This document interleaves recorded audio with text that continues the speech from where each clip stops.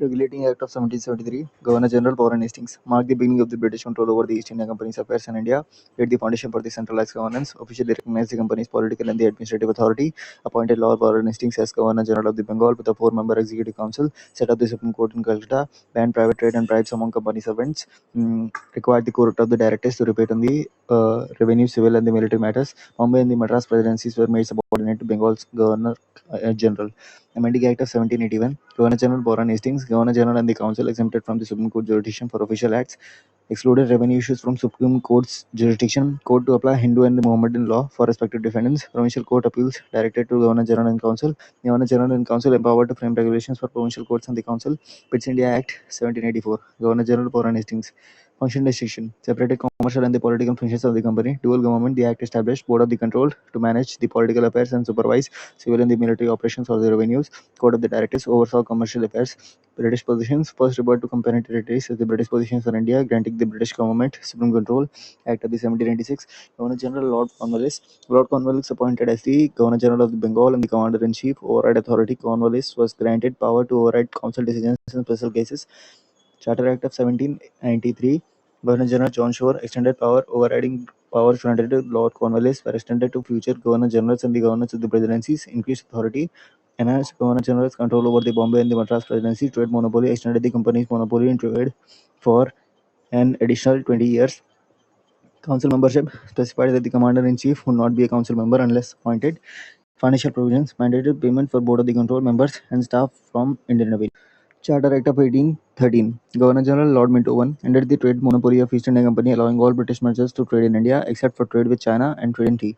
Asserted British crown sovereignty over company's territories in India, empowered local governments to impose taxes on the punished defaulters, extended the company's rule for another 20 years, enhanced the power of the Board of the Control, allowed traditional missionaries to promote moral and religious improvements in India, mandated an annual investment of Rs 1 lakh in Indian education, regulated the company's territorial revenues and commercial profits, requiring separate accounts.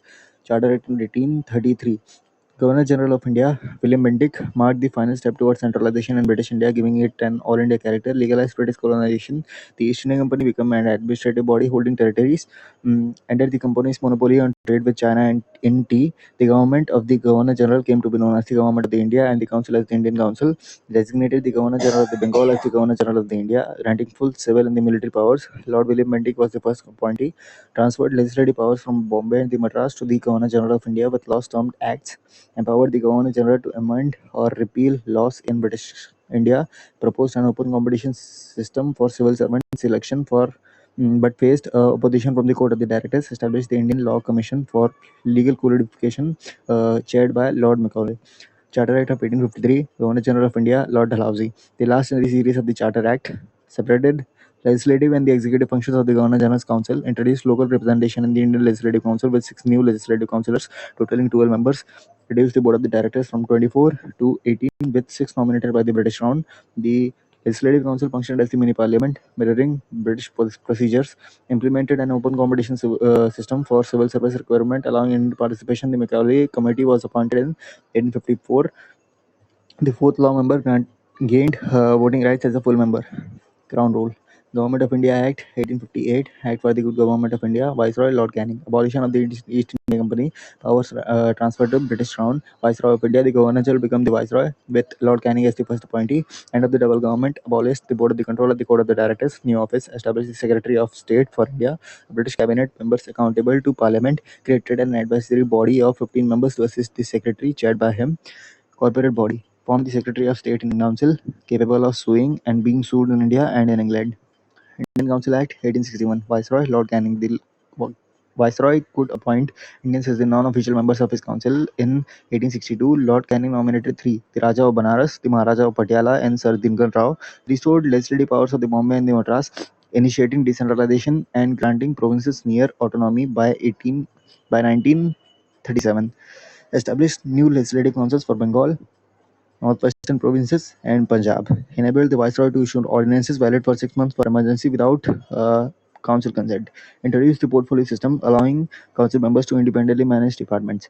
Indian Council Act 1892.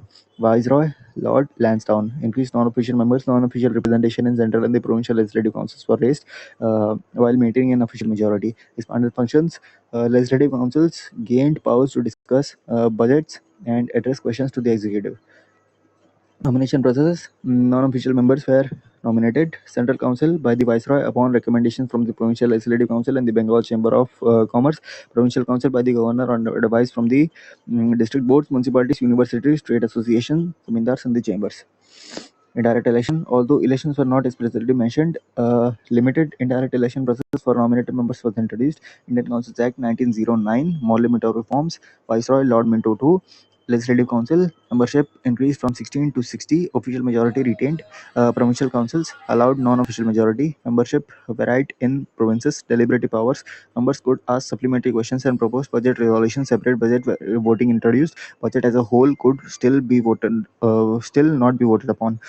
Separate electorates. Muslim could vote only for Muslim candidates, legalizing communalism. Lord Minto came to be known as the father of the communal electorate. Representation. First Indian Satyendra Prasad Sinha appointed the Viceroy Executive Council as law member. Separate representation for presidency corporations, Chamber of Commerce, universities, and the zamindars.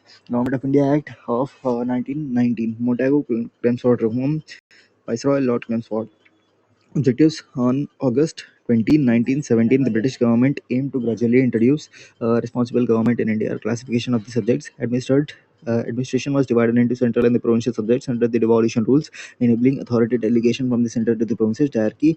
Introduced a dual governance scheme in provincial subjects. Reserve subjects governed by the Governor General and the Executive Councils, not accountable to the Legislative Council. Transfer subjects managed with the Legislative Council oversight.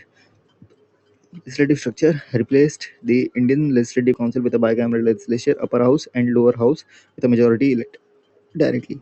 Indian representation included 3 Indian members in the Viceroy's Executive Council, excluding the Commander-in-Chief. Electoral reforms extended separate electorates for sex Indian, Sikh, Sikh, Indian Christians, Anglo-Indians, and Europeans. Franchise limited to property tax and educational criteria. Financial autonomy separated the provincial budget from the central budget, allowing provinces to enact their own budgets. High Commissioner for India established in London, transferring certain functions from the Secretary of State for India. Civil service requirement. It provided for the establishment of the Public Service Commission, and thus the Central Public Service Commission was created in 1926. Chamber of the Princes. It proposed establishment of a Chamber of the Princes, Narendra Mandal, which was formed in 1921 with 120 members, princes and the representative, promoting discussion on the share and test. Future review. Mandated a statutory commission to assess its effectiveness after 10 years. The Simon Commission, 1927. Composition. A 7-member statutory commission was led by Sir John Simon, appointed by the British government, composed entirely of British members. Key proposals. Report submitted in 1930. Abolishment of the diarchy, expansion of the responsible government in provinces, creation of a federation of British India and Friendly States, maintenance of communal electorate. Communal Award 1932, proposed by the Prime Minister Ramsay MacDonald to ensure minority representation. Separate electorates for Mumbai Muslims, Sikhs, Indian Christians, Anglo-Indians, Europeans, and extended to the depressed classes, scheduled caste. Gandhi's opposition. Mahatma Gandhi opposed separate directories for a depressed class, leading to a fast in Yerwada jail.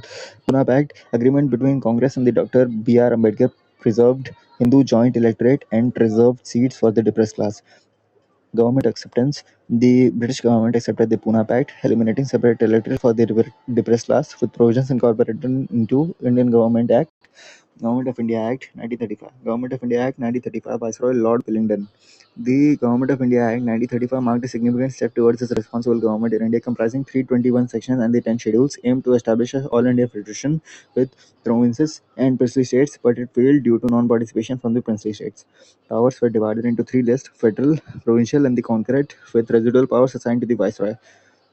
Introduced provincial autonomy. Introduced hierarchy of the center. Autonomous governments formed in 1937 but were suspended in 1939. Established bicameralism in 6 provinces: Bengal, Bombay, Madras, Bihar, Assam, and the United Province.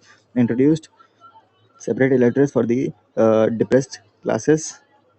Introduced separate electorate for the depressed classes, scheduled caste, women and the laborers, extended franchise to 14% of the population, and extended franchise to 14% of the population and created the Reserve Bank of the India. The established Federal and the Provincial Public Service Commission and a federal court in 1937. Burma was separated from India and two new provinces, Orissa and Sindh, were created, introduced safeguards for minority interest, and established a Federal Railway Authority. An Auditor General was appointed for the financial oversight. Indian Independence Act 1947, Viceroy Lord Mountbatten, partition plan presented by the Lord Mountbatten on June 3, 1947, accepted by the Congress and the Muslim League, leading to the India's independence on August 15, 1947. Dominions established, created two independent dominions, India and the Pakistan, with the right to exit the British Commonwealth. Governance changes, abolished the office of the Viceroy, introduced a Governor General for each dominion, Constituent Assembly empowered to create constitutions and repeal British laws, including the Independence Act, legislative authority. Assemblies could legislate until new constitutions were enacted. British Acts post August 15 required Dominion approval. Under the British control, the Secretary of the State for India's role was abolished. British paramountcy over princely states lapsed, granting them autonomy. Civil services appointment and the reservation by the Secretary of the State ceased, but pre-1947 appointee retained benefits. Leadership: Lord Mountbatten became the first Governor General of the India. The Constituent Assembly, formed in 1946, became the Parliament of the India.